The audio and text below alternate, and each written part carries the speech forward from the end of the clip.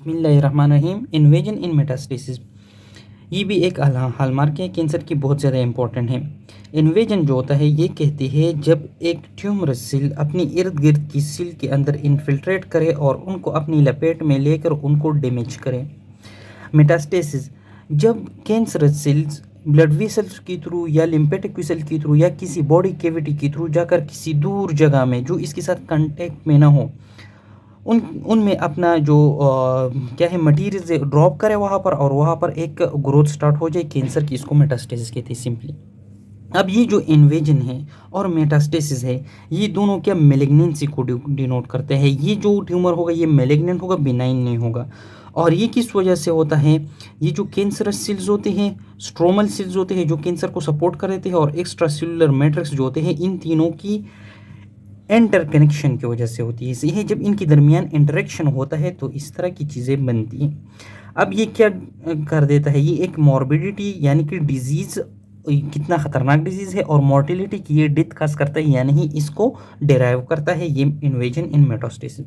अब एक बहुत खूबसूरत डायग्राम बनाया हुआ है एक्सप्लेनेटरी, इसको पहले पढ़ते हैं, बाकी इस टॉपिक पर आते हैं। इसमें क्या कहते हैं कि ये एक सेल है, ये ट्रांसफॉर्म्ड हुआ, मतलब ये न्यूप्लास्टिक हो गया। सही है, इस जगह पर।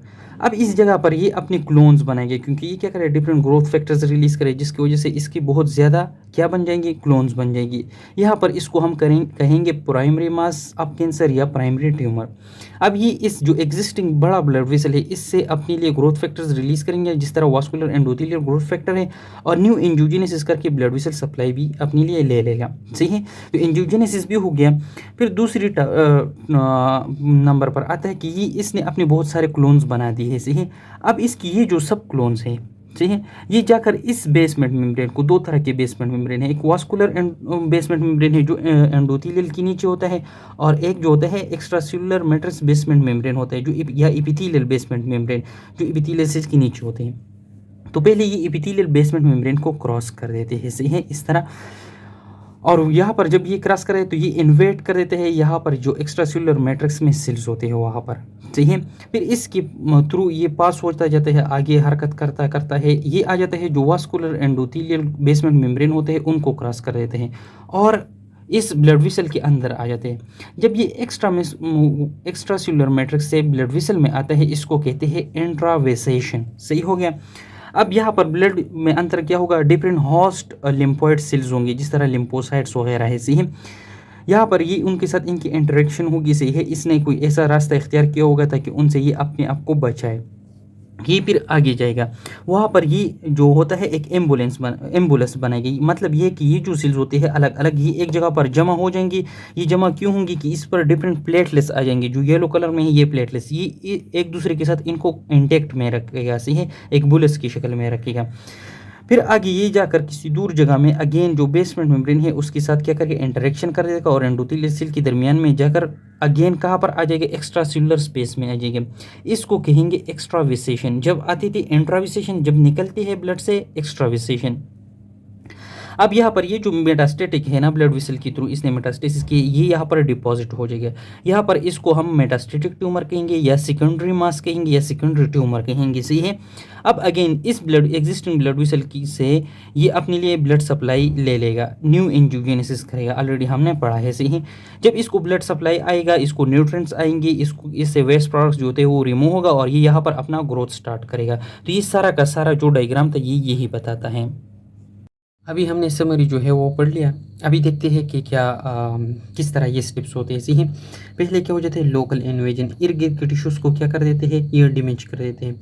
फिर वहाँ से होता है इंट्रावेसेशन, यानी कि एक्स्ट्रा सेलुलर स्पेस से पास होकर आ जाते हैं ये ब्लड वेसल्स में या लिम्फ वेसल में। सही है, फिर ब्लड से जब ये बाहर जाती है उसको एक्स्ट्रावेसेशन कहते हैं, ये वापस किसी और जगह में एक्स्ट्रा सेलुलर स्पेस में चले जाते हैं, और वहाँ पर इनकी ट्यूमर्स की जो सेल्स होते हैं वो डिपॉजिट हो जाते हैं, जिसको कहते हैं माइक्रोमेटास्टेसिस। अब ये माइक्रोमेटास्टेसिस वहाँ पर क्या करेगा, अपने लिए ब्लड सप्लाई अटेंड करेगा, न्यू एंजियोजेनेसिस करेगा, और वहाँ पर इसका ग्रोथ स्टार्ट हो जाएगा। सही है, अब जब इसका ग्रोथ स्टार्ट हो जाएगा वहाँ पर क्या हो जाएगा, मैक्रोस्कोपिक ट्यूमर बन जाएगा, फिर नज़र से हमें आएगा और वो बहुत बड़ा हो जाएगा साइज़ में से ये। अब ये जो सारी पेजेस है इनको हमने दो मेन पेजेस में डिवाइड किए, बहुत सारे स्टेप्स को हमने दो मेन पेजेस में डिवाइड किए हैं। एक को कहते हैं invasion of the extracellular matrix, दूसरे को कहते हैं vascular dissemination and homing of the tumour cells हैं। तो पहले वाला जो है invasion of the extracellular matrix, इसको पढ़ते हैं पहले। इसमें ये कहते हैं ना पहले कि हमारी जो बॉडी है वो डिफरेंट कंपार्टमेंट में डिवाइड किया गया है, कुछ सेलुलर कंपार्टमेंट्स होते हैं, कुछ वास्कुलर कंपार्टमेंट्स होते हैं, ऐसे ही। लेकिन इन कंपार्टमेंट्स के दरमियान जो सेपरेशन होता है वो दो एक्स्ट्रा सेलुलर मैट्रिक्स होते हैं, या तो बेसमेंट मेम्ब्रेन होगी, एपिथेलियल बेसमेंट मेम्ब्रेन, या वास्कुलर बेसमेंट मेम्ब्रेन, या जो दूसरे होंगे वो डिफरेंट कनेक्टिव टिश्यूज़ होंगे। अब ये जो इंस्टिट्यूशनल कनेक्टिव टिश्यूज़ है इसमें क्या होते हैं, कोलेजन्स होते हैं, ग्लाइकोप्रोटीन्स होते हैं और प्रोटियोग्लाइकेन्स हो सकते हैं।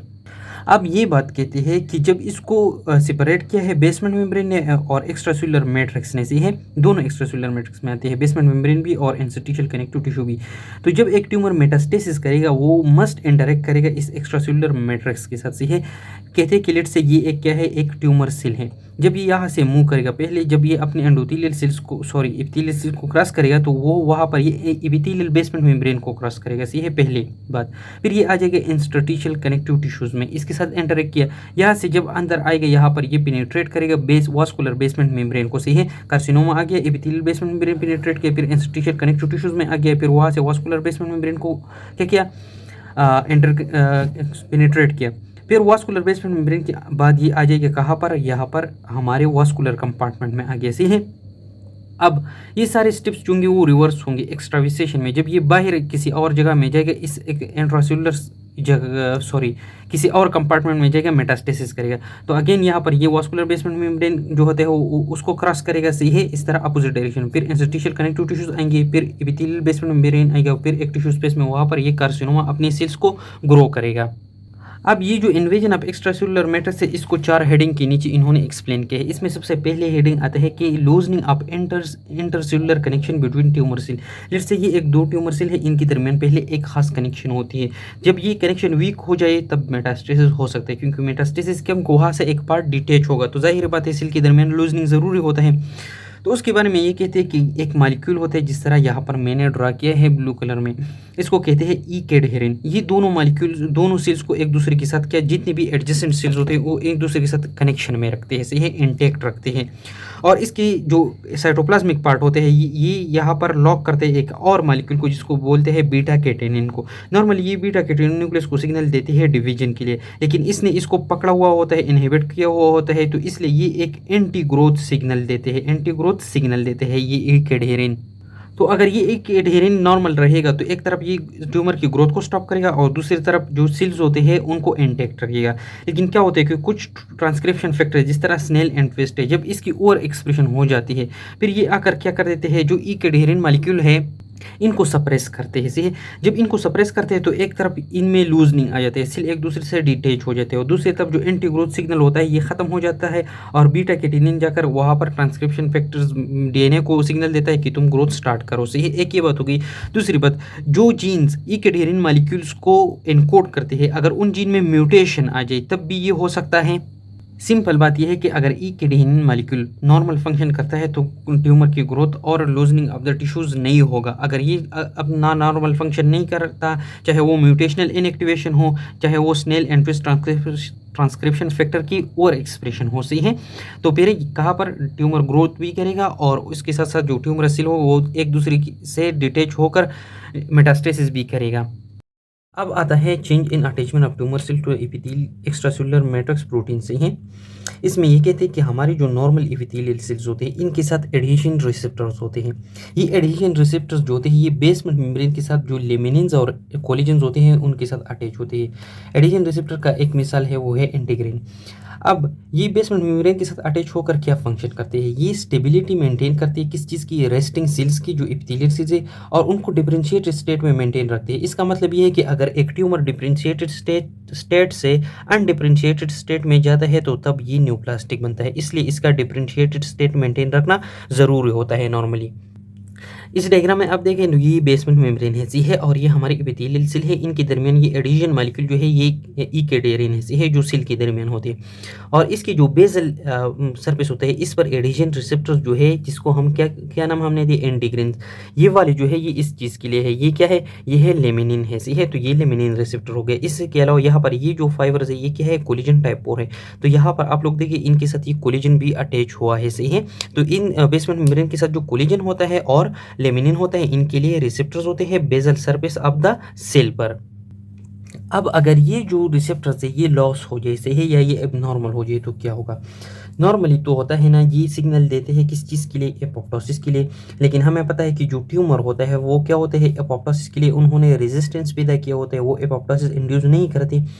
और इसके अलावा इसका जो एक्स्ट्रा सेलुलर मैट्रिक्स होता है उनमें डिफरेंट मॉडिफिकेशन आए होते हैं, जिस तरह के वहाँ पर डिफरेंट मैट्रिक्स मेटालोप्रोटीनेज एंजाइम होते हैं, जिस तरह मैट्रिक्स मेटालोप्रोटीनेज 2N9 है, ये क्या कर देते हैं, क्लीव कर देते हैं वहाँ के बेसमेंट मेम्ब्रेन प्रोटीन्स को, कोलेजन टाइप 4 को और लेमिनिन को।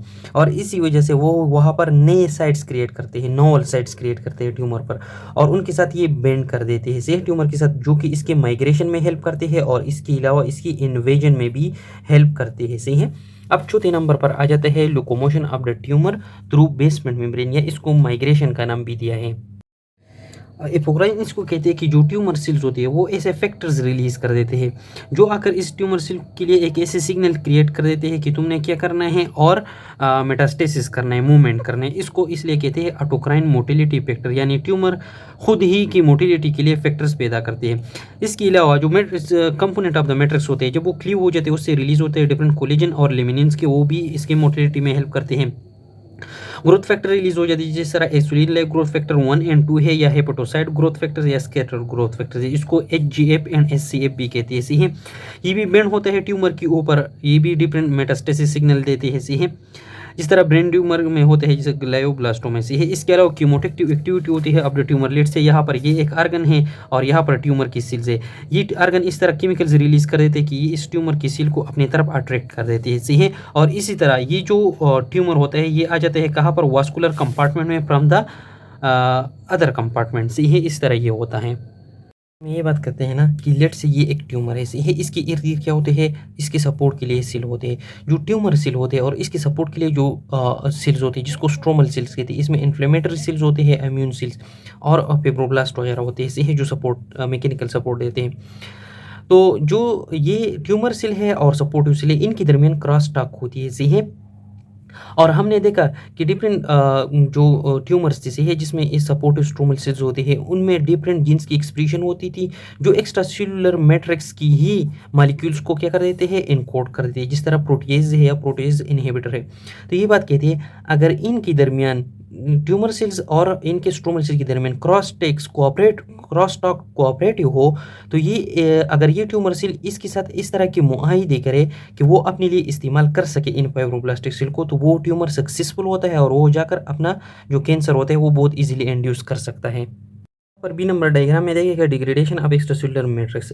इसमें यहाँ पर क्या इन्वॉल्व होते हैं, डिफरेंट टाइप और कोलिजनेज एंजाइम है जो आकर यहाँ पर डिफरेंट कोलिजन को ब्रेक करते हैं, जिस तरह यहाँ पर ऐसे ही इसकी क्लीवेज कर देते हैं। इसके अलावा यहाँ पर डिफरेंट मैट्रिक्स मेटालोप्रोटीनेज है जो भी एक्स्ट्रासेलुलर मैट्रिक्स को ब्रेक करता है। प्लाज्मिनोजन एक्टिवेटर है जो प्लाज्मिनोजन को एक्टिवेट करके इसको दूसरे फॉर्म में कन्वर्ट करते हैं जो ट्यूमर के मोटिलिटी में हेल्प करता है, सही है। और ये वही ही न्यूप्लास्टिक सेल है खुद ही रिलीज करते हैं ये सारे फैक्टर्स को। नीचे फिर यहाँ पर आप लोग देखिए माइग्रेशन एंड इन्वेजन, यहाँ पर ये ट्यूमर सेल है जब ये स्क्वीज करता है इस बेसमेंट मेम्ब्रेन के थ्रू ये क्या करते हैं, ऑटोक्राइन मोटिलिटी फैक्टर रिलीज करते हैं और यही फैक्टर जाकर खुद ही उस ही ट्यूमर सेल्स को इंड्यूस करता है कि तुम मोटिलिटी करो और वो इस तरह अम्यूबा लाइक मूवमेंट करता है, सही है।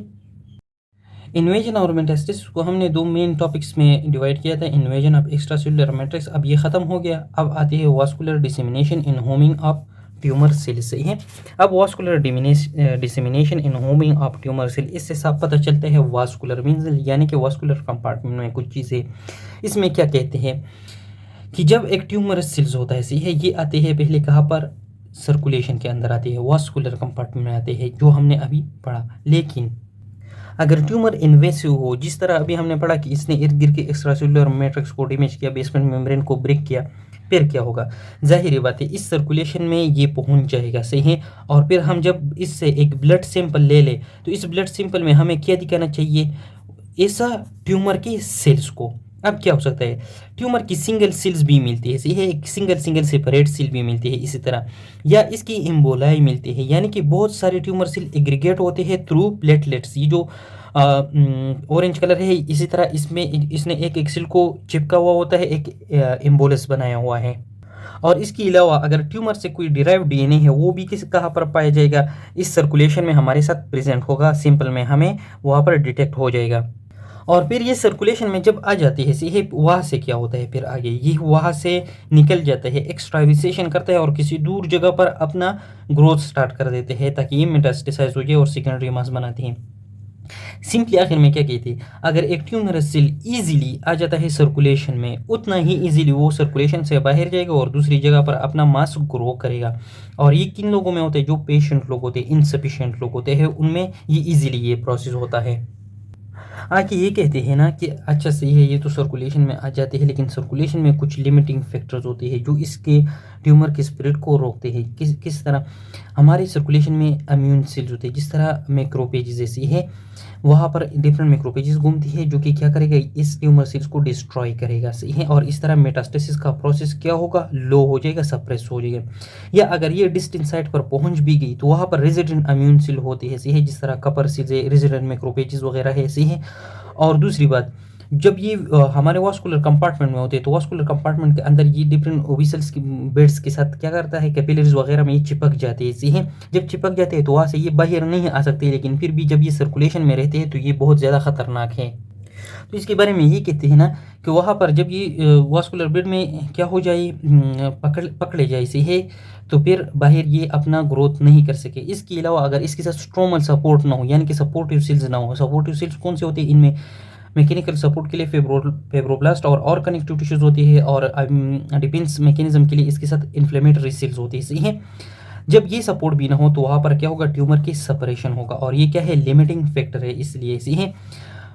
ये कब तक होता है कि वहाँ पर माइक्रोमेटास्टेसिस होते हैं, यानी छोटी सी कैंसर की सेल्स डिपॉजिट हो जाती है, सही है, लेकिन वहाँ पर ये ग्रोथ नहीं कर सकता ताकि ये मैक्रोमेटास्टेसिस काज कर सके। तो मैक्रोमेटास्टेसिस के लिए ये मेटास्टेसिस पहले ओवरकम करेगा इन लिमिटिंग फैक्टर्स को, सही है। तो मेटास्टेसिस ओवरकम करता है तो वो दो चीज़ों पर डिपेंड करता है, एक इसकी एनाटॉमिकल लोकेशन पर। कुछ लोकेशन ऐसे होते हैं जहाँ पर इम्यून सेल्स कम होती है, वहाँ पर कैंसर बहुत अच्छी तरह ग्रो कर सकता है। और दूसरी तरफ drainage of the vascular system from primary mass, यानी कि जहाँ पर प्राइमरी मास है उससे जो वेन्स डिफरेंट स्ट्रक्चर को ड्रेन करते हैं वो ज़्यादा है या कम है, सही है। अगर हम लिवर को देखें, लिवर को सारा का सारा पोर्टर सर्कुलेशन हमारे जेक्टिव वगैरह से जाते हैं, तो इसीलिए लिवर में ज़्यादातर मेटास्टेसिस होते हैं। लिवर से बहुत ज़्यादा ट्यूमर डिफरेंट ब्रेस्ट से वगैरह ब्रेन से जाते हैं लिवर में। इसके अलावा जो लंग्स में होता है, लंग्स में भी बहुत ज़्यादा मेटास्टेसिस पहुंच जाते हैं। क्यों पहुंच जाते हैं, वहाँ पर केवल सर्कुलेशन है, क्योंकि जब हमारी वेना केवा से वो सारी की सारी चीज़ें हमारे हार्ट के राइट आर्टरियम में जमा कर देते हैं और फिर राइट वेंट्रिकल से ये जाती है लंग्स में, तो लंग्स में बहुत ज़्यादा कार्सिनोमा पहुंच जाती है, सही है, वहाँ पर मेटास्टेसिस होती है।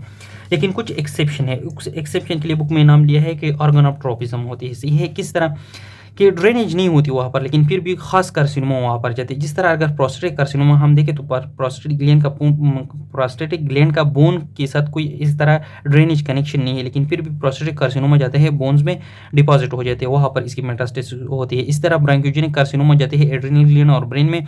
न्यूरोब्लास्टोमा जो हमारी ब्रेन की ट्यूमर है वो जाते हैं लिवर और बोन्स में। अगर इनके साथ इनका डायरेक्ट ड्रेनेज नहीं है तो फिर ये क्यों होता है, तो इनके लिए इन्होंने कुछ मैकेनिज्म एक्सप्लेन किए हैं। किस तरह, ये कहते हैं कि ये जो ट्यूमर सेल्स है इसके ऊपर जो एडहेजन मॉलिक्यूल होते हैं, सही है, ये जिस लाइगेंड के साथ बेंड करती है वो कहाँ पर होते हैं, इन टारगेट ऑर्गन्स पर होते हैं, सही है। दूसरी बात, ये जो कैंसर है, सही है, इन कैंसर पर जो ये इनके कुछ खास केमिकल रिलीज होते हैं इन टारगेट ऑर्गन से जो इनकी कीमोटेक्सिस करते हैं। जिस तरह कीमोकाइन रिसेप्टर CXCR4 वगैरह है अन्य ट्यूमर सेल वो रिलीज करते हैं। ये जो रिसेप्टर्स होते हैं ना CXCR4, ये क्या करते हैं, ये एक्सट्राविसेशन में हेल्प करते हैं, मतलब कि ब्लड वेसल से बाहर निकलने में ट्यूमर की हेल्प करते हैं, सही है। ये खासकर जो ब्रेस्ट कार्सिनोमा होता है वहाँ पर होता है। इसके अलावा थर्ड नंबर पर है कि कुछ टिश्यूज ऐसे हैं जो वेल वास्कुलराइज्ड है, वहाँ पर ब्लड सप्लाई भी होती है अच्छी तरह और ड्रेन भी होती है, लेकिन उनकी स्ट्रक्चर इस तरीके से बने होते हैं कि वो अलाउ नहीं करती ट्यूमर सेल को कि वहाँ पर ग्रो करे, जिस तरह स्केलेटल मसल्स है और स्प्लीन है। फिर आगे लास्ट पैराग्राफ में ये कहते हैं कि हम एक खास कैंसर के लिए एक खास लोकेशन को प्रिसाइज नहीं कर सकते। जिस तरह प्रोस्टेट कार्सिनोमा है तो हम ये कहेंगे कि ये खामखा जाएगा और बोन में मेटास्टेसाइज होगा, और यहाँ पर जो प्रोस्टेट कार्सिनोमा आते हैं बोन में, इसके लिए कोई अच्छा खास एक्सप्लेनेशन भी नहीं है। लेकिन ये बात कहती है कि जो ट्यूमर सेल्स होते हैं ये डिफरेंट साइटोकाइंस रिलीज करते हैं, ग्रोथ फैक्टर रिलीज करते हैं या प्रोटीज एंजाइम रिलीज करते हैं, जो आकर यहाँ पर जो एक्स्ट्रा सेलुलर मैट्रिक्स होता है या स्ट्रोमल सेल्स होते हैं उनको क्या कर देते हैं, ब्रेक कर देते हैं। सही है। अब जब ब्रेक करते हैं और इस जगह को क्या एडिक्टिव बना देते हैं इस ट्यूमर के लिए, तो इसी वजह से खास ट्यूमर जाते हैं और खास जगह पर ग्रो करते हैं। लेकिन फिर भी हम ये नहीं कह सकते कि ये ट्यूमर जो है ये खामखा यहाँ पर ग्रो करेगा, चांसेस इसकी ज़्यादा है। मेटास्टेसिस, इसमें मेन 2 क्वेश्चंस की गई है। कौन से क्वेश्चंस की गई है? पहला ही कि क्यों कुछ ट्यूमर्स जो होते हैं वो मेटास्टेसिस करते हैं, कुछ नहीं करते। तो इसके लिए रूल्स उन्होंने ये रखा था कि जो मेटास्टेसिस है इनमें जो लार्ज सेल्स कार्सिनोमा होते हैं, जो साइज़ में बड़े होते हैं, वो मेटास्टेसाइज करते हैं, जबकि स्मॉल सेल कार्सिनोमाज नहीं करते। लेकिन बाद में इन्होंने ऑब्जर्वेशन की जो बेसल सेल कार्सिनोमा है ये लार्ज सेल कार्सिनोमा है, लेकिन ये बहुत रेयरली मेटास्टेसिस करते हैं। तो ये थ्योरी गलत हो गई। दूसरी तरफ स्मॉल सेल लंग कार्सिनोमा जो था, स्मॉल सेल कार्सिनोमा था और ये बहुत ईजिली मेटास्टेसिस करता था। तो इसका मतलब ये कि इन चीज़ों पर डिपेंड नहीं करता। ये किस चीज़ पर डिपेंड करता है कि इन्होंने म्यूटेशन अडॉप्ट किया है या इनहेरिट किया है, और ये भी वेरी करता है फ्रॉम ट्यूमर टू ट्यूमर। इस क्वेश्चन की सेकंड पैराग्राफ में ये कहते हैं कि जो ट्यूमर होते हैं ये जब मेटास्टेसिस करते हैं तो ये स्पेसिफिक म्यूटेशन ऑब्टेन करते हैं। जब वो ये म्यूटेशन ये अकोमुलेट कर देते हैं तब इसमें क्या हो जाता है, मेटास्टेसिस की एबिलिटी पैदा हो जाती है। उन म्यूटेशन को नाम दिया है मेटास्टेटिक स्पेसिफिक म्यूटेशन। इसके अलावा स्पेसिफिक जीन्स होते हैं, जब वो एक्सप्रेस हो जाते हैं तो फिर ट्यूमर क्या करता है, मेटास्टेसिस कर सकता है। इसी है उनको बोला है मेटास्टेसिस स्पेसिफिक जीन्स एक्सप्रेशन। लेकिन हर ट्यूमर ये म्यूटेशन ऑब्टेन नहीं करते। इसी है फिर ये एक जगह पर ट्यूमर बन गया तो ये अपने लिए सब क्लोन्स भी बनाएंगे और इस तरह सब क्लोन्स होते हैं और म्यूटेशन ऑब्टेन करेंगे मेटास्टेसिस वाले। तो इसलिए ये ट्यूमर जो है मेटास्टेसिस करेगा और ये ट्यूमरोजेनेसिस में इन्वॉल्व हो गया। इसको हम कार्सिनोजेनेसिस भी कहते हैं, यानी कि एक मेलिग्नेंट कैंसर में ये कन्वर्ट हो सकता है। इसी है अब जब इसने इस तरह बहुत सारे म्यूटेशन अकोमुलेट कर दिए फिर ये क्या बन जाएगा, एक ऐसा ट्यूमर बन जाएगा जो इजीली मेटास्टेसिस कर सकेगा। इसको नाम दिया है मेटास्टेटिक फिनोटाइप। से है क्योंकि अब इंजूजेनेसिस कर सकेगा या इन्वेजन कर सकेगा, और इस तरह ये जो मेटास्टेसिस प्रोसेस होते हैं फिर ये कंटिन्यू हो जाती है इस ट्यूमर के लिए। इसी है दूसरा क्वेश्चन जो उन्होंने किया है वो मेटास्टेटिक जीन के बारे में है कि क्या इस तरह स्पेसिफिक जीन्स है जो मेटास्टेसिस में इन्वॉल्व होते हैं, जो ऐसे प्रोटीन्स को एनकोड करते हैं जो मेटास्टेसिस में इन्वॉल्व होते हैं।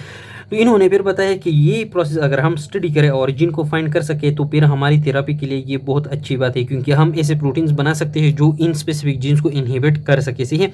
तो इन्होंने बोला कि 2 तरह के ट्रांसक्रिप्शन फैक्टर है, स्नेल है और ट्विस्ट है। ये जीन्स जो होते हैं ये डिफरेंट अनको जीन्स को क्या कर देते हैं, ओवर स्टिमुलेट कर देते हैं, और जो ट्यूमर सप्रेसर जीन होते हैं उनको सप्रेस कर देते हैं और इनके डाउन रेगुलेशन कर देते हैं, जिसकी वजह से क्या हो जाते हैं, एपिथेलियम टू मेसेनकाइमल ट्रांसफॉर्मेशन होता है। और ये ट्रांसफॉर्मेशन जब हो जाता है तो फिर यहाँ से जो डिफरेंशिएटेड ट्यूमर होता है वो एक अनडिफरेंशिएटेड ट्यूमर में चेंज होता है, और ये मेलिग्नेंसी की एक बहुत स्पेसिफिक करेक्टर है। सी है। अब ये कब होता है, क्योंकि जो डाउन रेगुलेशन करेगा कौन सी जीन्स की, आंको जीन्स की। सही है, सॉरी ट्यूमर सप्रेसर जीन की। तो इनमें एक जो मॉलिक्यूल था वो ई कैडहेरिन था, जो कि बीटा कैटेनिन को क्या करता था, अपने साथ बाउंड रखता था और बीटा कैटेनिन डिवीजन में इन्वॉल्व होता था। तो जब इस ई कैडहेरिन के डाउन रेगुलेशन हो जाती है, से ही ये इनहिबिट हो जाते हैं, फिर ये बीटा कैटेनिन रिलीज कर देगा और वो आगे सेल के डिवीजन स्टार्ट करेगा, तो ट्यूमर बहुत ज़्यादा प्रोलिफरेट होगा। इसके अलावा ये कुछ खास प्रोटीन्स की अप रेगुलेशन करते हैं जो कि आंगो जीन्स में इन्वॉल्व होते हैं, जिस तरह वोमेंटिन है, स्मूथ मसल एक्टिन है वगैरह। अब इन दोनों की वजह से क्या हो जाएगा, डिफरेंट चेंजेस आ जाएंगे। से है मार्पोलॉजी में चेंजेस आएंगे, जिसको हम मार्पोलॉजिक चेंजेस भी कह सकते हैं। जिस तरह क्या हो जाता है कि इनकी शेप में चेंजेस आ जाते हैं, जो कुछ जो होते हैं वो एपिथेलियल सेल जो होते हैं पॉलीगोनल शेप बन जाते हैं, और कुछ जो होते हैं वो स्पिंडल शेप बन जाते हैं, स्पिंडल मेसेनकाइमल शेप। और ये दोनों शेप जो होते हैं ये क्या कर देते हैं, माइग्रेशन ऑफ द ट्यूमर में, यानी कि मेटास्टेसिस में, और इसकी इन्वेजन में, यानी इर्द गिर्द की सेल की को डिस्ट्रॉय करने में हेल्प करते हैं। ये उसमें बहुत ज़्यादा इन्वॉल्व होते हैं, और इस तरह मेटास्टेसिस का प्रोसेस जो होते हैं वो और बढ़ जाता है। लेकिन इन 2 चेंजेस के साथ साथ क्या होता है कि जो प्रोटीओलिटिक एंजाइम होते हैं जो एक्स्ट्रासेलुलर मैट्रिक्स वगैरह को क्या कर देते हैं, डिस्ट्रॉय कर देते हैं, उनका एक्सप्रेशन भी ज़्यादा हो जाता है, इसलिए वो भी इसके साथ मिल जाती है, इसलिए माइग्रेशन और इन्वेजन और इजीली हो जाता है। तो दो तरह की हो सकती है। अब या तो ये स्पेसिफिक म्यूटेशन इन्वॉल्व करेगा, अगर सॉरी स्पेसिफिक म्यूटेशन अकोमुलेट करेगा, अगर म्यूटेशन अकोमुलेट ना करे फिर क्या होगा, इस तरह प्रोटीओलिटिक एंजाइम्स को रिलीज करेंगे जो कि क्या करेगा, एक्स्ट्रा सेलुलर मैट्रिक्स को ब्रेक करेगा। और इसके अलावा जो एपिथेलियल सेल होंगे उसमें मॉर्फोलॉजिक चेंजेस आएंगे और एपिथेलियम टू मेसेंकाइमल ट्रांजिशन करेगा, इसलिए इनके दरमियान जो स्ट्रोमल सेल है, ट्यूमर सेल है, इनके दरमियान इंटरकनेक्शन होगा, तो इसकी वजह से भी मेटास्टेसिस होगा। अब समरी में सिंपली इन्वेजन एंड मेटास्टेसिस सबकी समरी में क्या कहते हैं कि अगर एक टिश्यू में ट्यूमर इन्वेट करेगा उसमें 4 टाइप्स के चेंजेस आएंगे। कौन से? पहले 2 सेल जो होते हैं वो एक दूसरे में लूजनिंग हो जाएगी, सही है। दूसरी, वहाँ पर जो एक्स्ट्रा सेलुलर मैट्रिक्स होगा उसका डिग्रेडेशन होगा, सही है। तीसरा, जो एक्स्ट्रा सेलुलर मैट्रिक्स है, सही है, उस पर डिफरेंट साइट्स बन जाएंगी, सही है। और जो लास्ट जो है वो माइग्रेशन ऑफ द ट्यूमर होगा। अब सिल के दरमियान जो इंटरकनेक्शन होते हैं वो कब लॉस होता है, जब ई के डेरिन मॉलिक्यूल क्या हो जाते हैं, इनएक्टिव हो जाते हैं। ये ऑलरेडी हमने पढ़ा है। चौथी नंबर पर यह आता है कि बेसमेंट मेम्ब्रेन और जो इंटरस्टिशियल मैट्रिक्स से इनकी डिग्रेडेशन स्टार्ट हो जाते हैं। ये कौन सी एंजाइम इनके डिग्रेडेशन करते हैं, प्रोटीओलिटिक एंजाइम जो ट्यूमर सेल सीक्रेट करते हैं या इस ट्यूमर की जो स्ट्रोमल सेल होते हैं उनसे सीक्रेट होते हैं। या इसके अलावा इन्होंने एग्जाम्पल दिया है कि सच एज मैट्रिक्स मेटालोप्रोटीनेजेस है और कैथेप्सिन्स है। अब ये जो प्रोटीओलिटिक एंजाइम होते हैं ये क्या करते हैं, डिफरेंट ग्रोथ फैक्टर्स भी रिलीज करते हैं एक्स्ट्रा सेलुलर मैट्रिक्स से। इसके अलावा एक्स्ट्रा सेलुलर मैट्रिक्स से ग्लाइकोप्रोटीन जो होते हैं उनको क्लीव कर देते हैं और वहाँ से डिफरेंट फैक्टर्स जनरेट करते हैं जो कि मोटेक्सिस में इन्वॉल्व होते हैं और इंज्यूजेनिक होते हैं, यानी कि वहाँ पर नई ब्लड वेसल बनाने में भी हेल्प करते हैं। फिर मेटास्टेटिक साइट्स के बारे में बताया है कि कुछ साइट्स पर बहुत ज़्यादा मेटास्टेसिस होती है, जो किस तरह होता है। प्राइम जो फर्स्ट कैपिलरी बेड आते हैं बहुत सारे के लिए, कौन सा आते हैं, लंग्स आते हैं, जिस जो वेना के डिफरेंट ब्लड को ड्रेन करते हैं बॉडी से, वो आखिर में जाते हैं लंग्स में। इसके अलावा जो पोर्टल सर्कुलेशन होते हैं वो लिवर में आते हैं, तो ज़्यादातर इन दोनों जगहों पर आती है, सही है। इसके अलावा वो आर्गन ट्रोपिज्म बताया है। आर्गन ट्रोपिज्म का ही मुराद है कि कुछ खास ट्यूमर कुछ खास आर्गन में मेटास्टेसाइज होते हैं।